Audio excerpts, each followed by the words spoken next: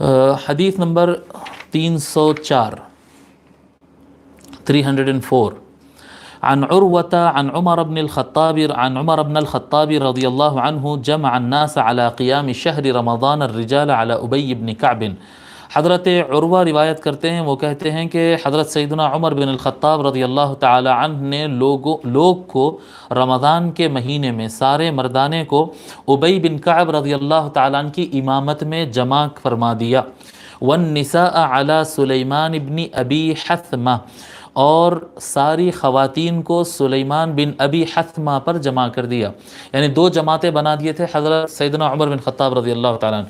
ایک تراویح کی مردانی جماعت الگ ہوتی تھی، اس میں امامت کرتے تھے ابی بن کعب رضی اللہ تعالیٰ عنہ اور سارے صحابہ پیچھے پڑھتے تھے، اور جو خواتین کی جماعت ہوتی تھی الگ مقام پر خواتین کے لیے تراویح کا انتظام ہوتا، اور حضرت سلیمان بن ابی حثمہ کو امامت کے لیے رضی اللہ عنہ کو امامت کے لیے کھڑا کر دیتے تھے، اور پیچھے صفوں میں صرف خواتین ہوا کرتی تھی، خواتین کی وہ جماعت بنا دیے تھے. اس حدیث کو امام بیہقی نے روایت کیا. سلیمان بن ابی حثمہ یہ ایک نئی شخصیت ہے، ان کے بارے میں لکھے ابو عوف، ان کا نام ہے ابو عوف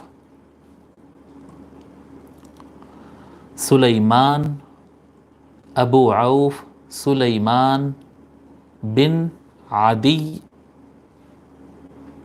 العدوی القرشی. ابو عوف سلیمان بن عدی العدوی القرشی. ابو عوف سلیمان بن عدی العدوی القرشی، یہ مدینہ شریف کے رہنے والے تھے پہلے، اس کے بعد دمشق شفٹ ہو گئے، وہاں پر آپ باقی زندگی گزارے، اور آپ کی کیا ہے گنتی تابعین میں آتی ہے. بعض محدثین نے کہا کہ وہ حضور صلی اللہ علیہ وآلہ وسلم کو بھی پائے ہیں، یعنی وہ صحابی ہے. بعض محدثین نے کہا، لیکن اکثر ان کے تابعی ہونے پر ہیں، اور ان کی تاریخ وفات مجھے نہیں ملی. ٹھیک ہے.